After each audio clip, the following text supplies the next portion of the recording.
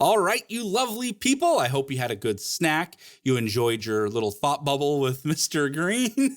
And there's a lot. Mr. Green touches on a good chunk of it, but we're going to go even deeper. But yeah, I love this example of Jim and the indigenous people. And there's a lot there I want to unpack. Because Bernard Williams is up to something very interesting in this example. Because look, hey, every intelligent person is usually, I'll be honest, is usually familiar with the examples that I've given so far with utilitarianism, that everyone knows that utilitarianism doesn't care about promises. Utilitarianism doesn't care about who deserves what. Utilitarianism doesn't care about justice and rights. Everyone and all that stuff I mentioned, everyone everywhere who's ever done an ethics class knows all that stuff. And they usually know, yes, it comes from this combination of only focusing on the outcomes and then making it a math problem where we sum up the individual people's pleasure or happiness into the whole, and that by focusing on that whole creates all these problems that we've seen now a million times. Everyone knows that. But Bernard Williams, he agrees. He doesn't disagree with any of that, but he's going to use that to show that this sum ranking and consequentialism are serious problems because it makes utilitarianism way worse. Because as I mentioned in my last video, that Bernard Williams thinks that utilitarian reasoning takes away our personal integrity. And this is a very interesting argument. It's a difficult reading. I'm not even going to cover there's so much going on in that reading. So I have mercy. I won't cover everything, but I'll give you enough that I think if you went back, you could pull out even some more cool stuff. But I'll give you the highlights because I think there's plenty there that we can make use of. But before even we dive into that, maybe it's good to step back and be like, well, what do we mean by integrity? What the heck? Yeah, what the heck is integrity? I ask people this all the time, and I normally get my very vague answers about basically amounting to, well, a person with integrity is a morally good person. Well, then why don't we just say they're a morally good person? What does integrity mean? Because I thought integrity was supposed to be a little more specific or a little, something other than not just simply, maybe a person of integrity is a morally good person, maybe not, but it seems to be more specific than that. And I always advise, well, let's just look at like the literal kind of meaning of integrity, because the literal meaning of integrity is about taking separate things and putting them together into some kind of whole that makes sense. So again, you're trying to, from all these little things, we're trying to put these distinct things together into something that's coherent and, a unified thing that makes sense, as opposed to just something random and strewn about. And that's why I think when we're talking about a person of integrity, yes, we mean that as a compliment, because I think we're seeing this idea that a person of integrity has their life structured in a certain way. Their life is unified in a certain way. And it's probably going to be about that person's values and their ethics, their morality that do this, but it does it in a way that unifies their life. Because look, we live very complicated lives as people. You guys know this, and it's only going to get more complicated the older you get and the more responsibilities you get. Because we have our personal lives with our families. We have our personal lives with our friends. Those can be quite different, as some of you probably can guess. And then if you have children, that's going to be a very different relationship than, say, with your spouse or with your parents and with your all of our personal lives are all over the place. And then combine that now with our professional lives, the way you deal with your coworkers, your boss, or your intellectual lives dealing with your professors. Sorry, here, I know. But we have all these different facets to our life. We contain multiplicities of the lives we live. It's what makes life awesome. But all these different facets of life, that when they come together in a whole that makes sense, that's when we say that person has a life of integrity. That person is living with integrity because they're living in a way that somehow puts all this together in a way that makes sense and probably in a consistent and honest way. That when you see it, you recognize it. It's not easy to do. Having that kind of integrity is hard work. But we might ask then, well, what do we need? What do we need to do to have a life of integrity? And funny enough, I think we actually see an answer, a very good answer, I think, from John Stuart Mill, from deliberative utilitarianism. I think we see it there in John Stuart Mill. As a side note, you might be able to get rid of a lot of the utilitarianism and still keep this idea that Mill has. I'll leave it to you to think about, but let's go back, I'll explain what I mean about why, John Stuart Mill can give us a good sense of what it means to have integrity and live with integrity. Because just recall that John Stuart Mill, a pretty simple idea, once you understand it, took a while, but John Stuart Mill thought that our higher pleasures come from the development and exercise of our higher faculties. Higher pleasures come from exercising and developing our higher faculties, which, as you might recall, were the faculties of sapience. And sapience, recall, we keep going back, right? Sapience is about our capacities and our abilities to plan and to lead and to live a structured life. Remember, sapience is about how we organize things, create the plan, execute the plan, change the plan, whatever it is. But that's living a life of integrity. Living a life of integrity requires that you have a coherent plan that gives the many parts of your life structure and makes sense of all that. You set up your projects and plans that you want to pursue. And that's what's, of course, going to give your life meaning and value. Mill agrees with all that. And he says, yeah, that's going to be your source of personal happiness, is whatever that plan is. You figure it out, your sapience, your mind, your free will, whatever. You figure that out for yourself, and then you get to execute it. That's a life of integrity, figuring these things out for yourself and then executing it consistently and honestly. And we get all that from John Stuart Mill, I think. And I think this is something like that is what Bernard Williams has in mind when he's talking about integrity. Because if you look on page 99, jump to page 99, you got to scroll down a bit on there, but scroll down there and you'll see where Bernard Williams says that each of us is specially responsible for what he or she does rather than for what other people do. This is an idea closely connected with the value of integrity. It is often suspected that utilitarianism makes integrity as a value more or less unintelligible. Oh, so I think the idea, we can apply this to the example of Jim and the indigenous people. You got the example there. So namely, it's the captain of those soldiers that captain is the person giving Jim this choice. Shoot the one, let the 19 go, do nothing, refuse the honor of the kill, and, they'll just execute all 20 of the villagers anyway.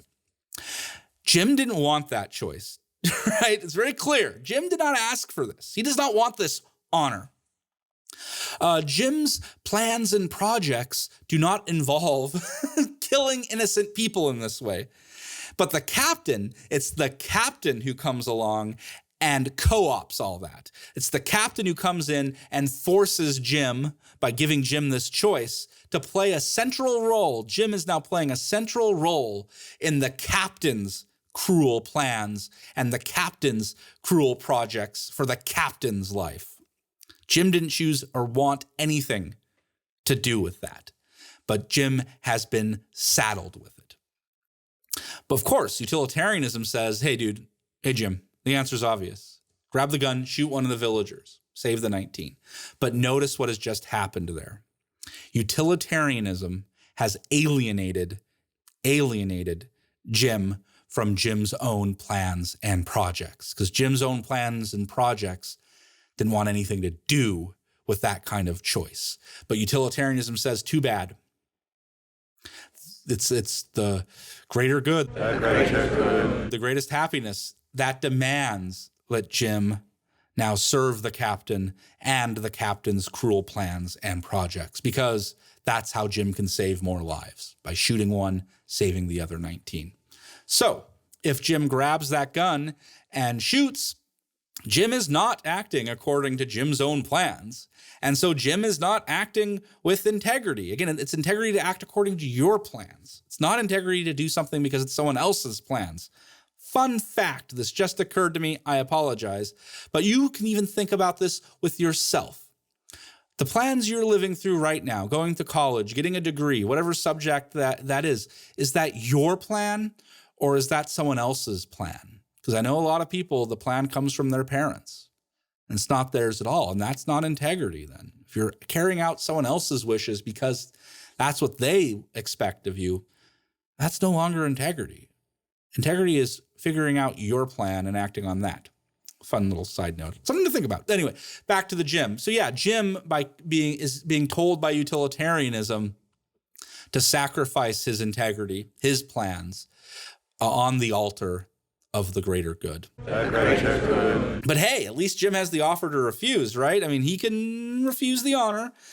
Watch the 20 people die. I mean, that's not pretty. That's unsettling, to say the least. But look, that might matter. That might matter. Because at least Jim can say, yeah, I feel bad those 20 died, but I did not kill them. I did not kill the villagers. The captain and his soldiers, they killed the 20. The captain is immoral. Jim can say, I'm not the one who's at fault here because I did not want to play the captain's cruel game with the lives of those villagers. So, yeah, who does the action might matter. And Jim does not want to dirty Jim's hands. However, Bernard goes on and shows how a utilitarian might respond to all that, because he is convinced that utilitarian wants to steal your integrity. If you look on page 102, jump to page 102, scroll down again a little bit, and here you'll see Williams say, there is a powerful and recognizable appeal that can be made. That is made by the utilitarian. A refusal by Jim to do what he has been invited to do would be a kind of self-indulgent squeamishness. So let's suppose that there's a utilitarian there with Jim when all this goes down. So Jim is thinking about it. He's like, I really don't want to have anything to do with this, right? Jim's lowering the gun. Jim's not going to do it. And the utilitarian who's there sees this. So now I got to put on a hat. I'll be the utilitarian now. All right. I'm a utilitarian. Okay. I'm the utilitarian. Jim, how dare you? Huh? What do you mean? You are being so selfish, Jim. What? How is me refusing to kill the villagers being selfish? Your self-indulgent squeamishness, Jim, is disgusting. I'm not going to kill a villager. That goes against my integrity, against who I want to be. I could not sleep with or live with myself. I couldn't sleep at night. I couldn't live with myself if I killed a villager. Exactly, Jim. You wouldn't be able to sleep with yourself. You wouldn't be able to live with yourself. Fine. But you would have saved 19 people. By doing nothing, you are being selfish. Jim. You may keep your integrity, but 19 people will have died for your stupid, selfish integrity. You are selfish. You disgust me. Professor Grayback, Jim and the utilitarian are gone. But I think you get the idea. The utilitarian is saying Jim is being selfish by Jim sticking to his integrity. Because, 19 people die, or 20 people die. Well, 19 could have been saved if Jim had just relinquished his integrity and shot one. And now I think we can go back to the Omelas story. Because suppose, you want to release that child. Perhaps you don't want your personal success, your happiness in life to come or require the suffering of another person. So maybe you do. You go to Omelas, you head down to where that child is, and you're going to release the child. But your mother's there. All right, so I love you, but don't do this. If you free the child, you are being so selfish. What, Mom? How am I being selfish? Your self-indulgent squeamishness is so immature. I thought I raised you better. Mom, I'm going to free this child. That's what my integrity demands. I can't live with myself. I couldn't sleep at night if my success in life comes with this child suffering. I cannot let this child stay locked up. Exactly. You might not be able to live with yourself or have a good night's sleep, but you would ensure the rest of Omelas continued to prosper. By freeing this child, you would be so selfish. You may keep your integrity, but Omelas and all of us would lose our success. You are so selfish. I cannot believe a child of mine would do this. All right, Professor Grayback here. As you can see in all these cases, utilitarianism sees no value in our integrity. It says if need be, integrity must be sacrificed if, promoting the overall or the greater good demands it, requires it. Again, utilitarianism in all these cases is alienating you from your plans, your projects, what you want out of life. And so you are being made part of someone else's plans and projects, even if you find them morally disgusting. So in the case of Jim is sucked into the captain's cruel plans. In the case of Omelas, you are stuck with that cruel magical system governing existence. Now, of course, the problem is that, well, if we're living in Omelas right now, we are stuck with what society wants, how society is structured. And it seems to be asking us to make these sacrifices to our integrity too. Because look, if it is true, maybe I'm wrong, but if it's true that you and I, if we live in Omelas right now, is it possible that we escape? We talked about this. If so, where do you go? Or is it possible that in this real Omelas, we free the child, but we have to convince society to let that happen by changing, in the real world, it's not a child, it's a whole system that requires reform. And how can you convince others to do that? And if we do live in Omelas, has our integrity been stolen? Because I believe none of us want our happiness, our success to depend on the suffering of others. But it seems that if you choose, and no matter what life plan you choose, it can be polluted by the sufferings of others to make it happen. Again, it's our phones, our clothes. You get the idea. I'll stop. I think that's more than plenty for you to think about. Disagree with me. Tweet me. Whatever you want. I'm curious to know your thoughts as always on this. Has your integrity been stolen from you in the name of the greater good? The greater good. If so, can you get it back? What would that look like? What can we do about it? In any case, I think it's clear at least what Bernard Williams is saying. He doesn't have to go to Omelas and make all these great pronouncements that I'm making. His point is much simpler, though powerful in its own right, is that utilitarianism, this thinking, robs us of our integrity. And that any theory that takes your integrity, well, that's not a good ethical theory because it's robbing something. Again, the fact that your plans matter to you should count for something. Doesn't have to count for everything, but it should count for something and not be sacrificed because other people force you to make, bad or, having to force you to make decisions that you don't even want to have to make. Very dramatic, this one. Anyway, that's enough, I think. My hair's all messed up. But look, tweet your thoughts at me. I really want to know what you guys all make of this. It's pretty wild stuff. But in any case, that is way more than enough for this module. So let's do the usual removing of some arm flab. Pat yourself on the back. You're almost done with another module. It's always, I like this. The good thing about patting your back, you can also scratch the back of your head. Oh, it feels good. Yeah. Almost done with another module. Take that module quiz. Tweet some thoughts. Tweet me. No one tweets me. I'm getting lonely. Send me a tweet. Even if it's to say you're wrong, Professor, that's fine. I have a thick skin. I can handle it. I like hearing from you guys. Anyway, do all that. And then when you're ready for me, come back and we can start another module. But hey, before then, take care. Stay safe.